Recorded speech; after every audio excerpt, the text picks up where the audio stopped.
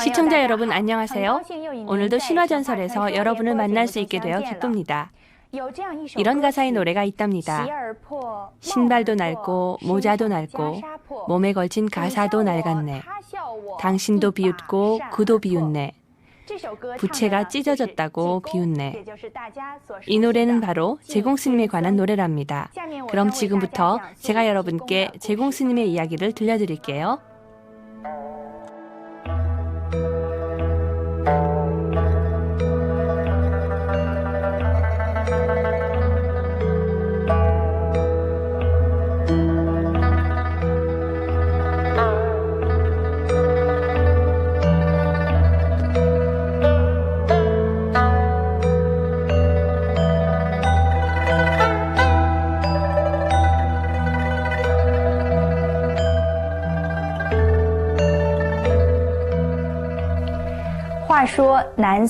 옛날 중국 남송 고종 황제 때 이원회라고 하는 사람이 있었어요. 마음씨가 고왔던 그는 군대를 엄격하게 통제하지 못했기 때문에 결국 관직을 빼앗기고 집으로 돌아와야 했습니다. 하지만 그는 집에 돌아온 후에도 마을 사람들을 위해 좋은 일을 많이 했답니다. 그래서 마을 사람들은 그를 이선인, 즉 착한 이씨라고 불렀어요. 하루는 그가 길을 걷고 있는데 우연히 사람들이 이런 말을 수군대는 것을 듣게 되었어요. 여보게들, 내 생각에 착한 이씨는 진짜로 착한 사람이 아니외다. 그러자 옆 사람이 물었어요. 그게 대체 무슨 말이오?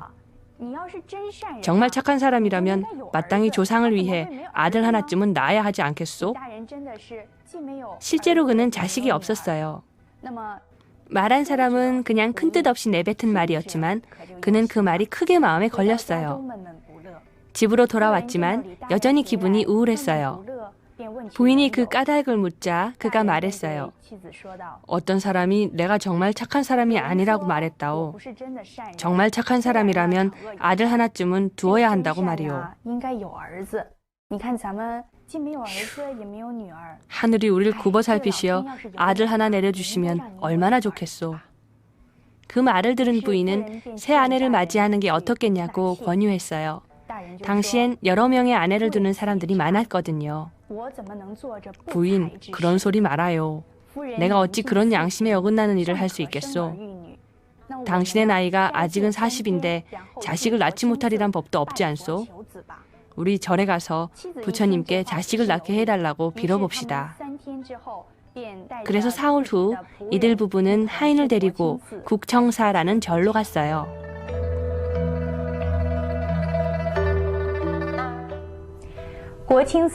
국청사의 성공장로는 이원회가 직접 향을 사르러 온 것을 알고는 이들 부부를 대웅전으로 안내했어요. 그들은 이런 기도를 올렸어요. 부처님, 저희에게 아들을 낳게 해주옵소서. 만약 부처님께서 영험을 나타내 보이신다면 우리는 옛절을 다시 짓고 새롭게 시작하겠습니다. 그리곤 나한당으로 향했어요. 네 번째 나한상 앞에 이르렀을 때 갑자기 나한상이 넘어지더니 연꽃 모양의 좌대에서 떨어졌어요. 이를 본 성공장로는 오히려 기뻐했답니다. 그리곤 이렇게 말했어요. 참으로 착하신 이여, 어른께서는 꼭 아들을 보게 될 것입니다. 나중에 댁으로 축하드리러 가겠습니다. 얼마 후 장로의 말대로 부인이 정말 아기를 갖게 되었어요. 9달이 지나 귀한 아들이 태어났어요. 그런데 어찌된 영문인지 이 아기는 자꾸 울기만 했어요. 아기가 태어난 지 사흘 만에 성공장로가 문안을 왔어요. 아빠 이원회는 성공장로에게 물었어요. 아기가 태어나면서부터 줄곧 울기만 하는데 어찌된 영문일까요? 아기가 울지 않게 하는 좋은 처방이라도 있을까요? 허허, 너무 걱정하지 마세요. 제가 아기를 좀 안아볼 수 있을까요? 아빠는 좀 난처했습니다. 태어난 지 며칠밖에 안 되는 아이를 방 밖으로 데리고 나와야 하니 말이에요. 장로는 아기를 보자기로 싸서 데리고 오면 된다고 일러주었어요. 아빠가 아기를 보자기에 싸서 안고 나왔어요. 그런데 신기하게도 아기는 장로의 품에 안기자마자 울음을 그쳤을 뿐만 아니라 방긋방긋 웃는 것이었어요. 그러자 장로는 아기의 머리를 쓰다듬으며 말했어요.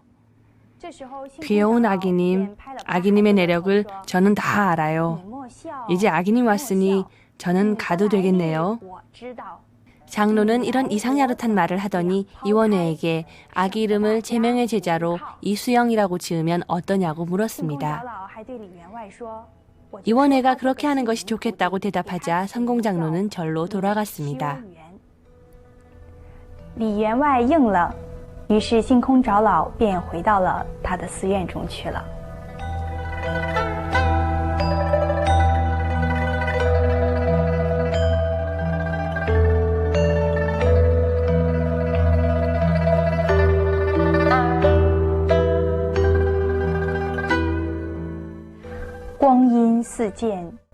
세월이 흘러 아이가 7살이 되었어요. 아이는 별로 말이 없었고 잘 웃지도 않았으며 동네 아이들과 어울려 노는 것도 좋아하지 않았어요.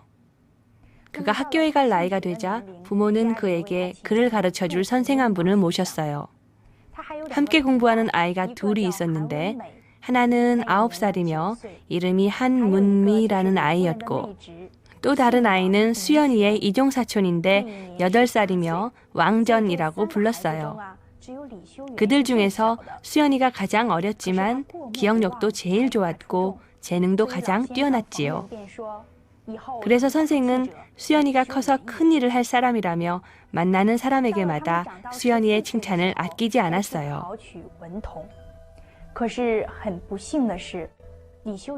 어느덧 수연이가 14살이 되어서 과거 시험을 보러 떠날 준비를 하고 있었어요.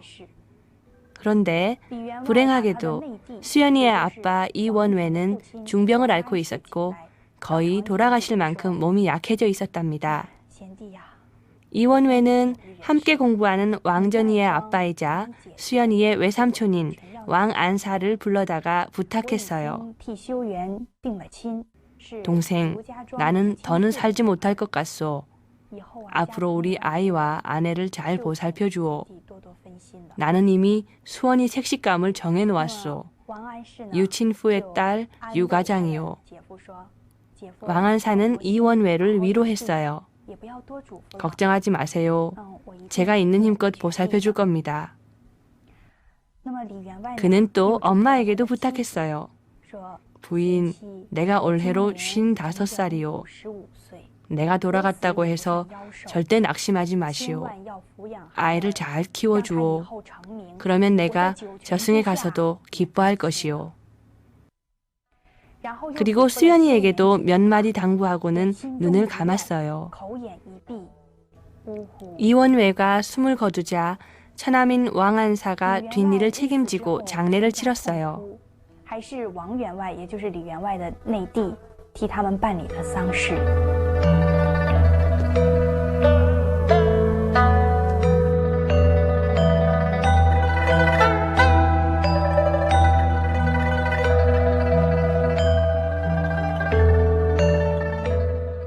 수연은 아빠가 돌아가시게 되자 과거 시험을 보러 떠날 수 없었어요.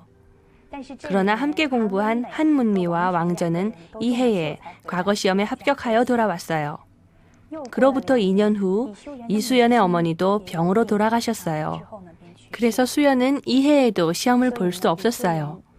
이때 수연은 이미 18살이 되어 있었고 도학책에 관심이 많아서 책을 들기만 하면 손에서 내려놓기를 아쉬워할 정도로 열심히 읽었어요. 그래서 그는 인간 세상의 부귀영화가 덧없음을 잘 알고 있었고 18살이 되던 바로 그 해에 출가하기로 마음먹었어요. 집안의 일은 모두 외삼촌이 맡아 하고 있었어요. 어느 날 수연이는 부모님의 무덤에 가서 향을 피우고는 쪽지 한 장을 남기고 집을 떠났어요. 외삼촌은 수연이가 이틀이 되었는데도 집에 돌아오지 않자 몹시 걱정이 되었어요. 그래서 사람을 불러 모아 그를 찾게 하였으나 결국 찾지 못했어요. 그러던 중 외삼촌은 수연이가 남기고 간 쪽지를 발견했어요. 그 쪽지엔 수연은 떠나가니 찾지 마세요. 다시 만나는 날 그 영문을 알게 될 것입니다. 라고 적혀 있었습니다.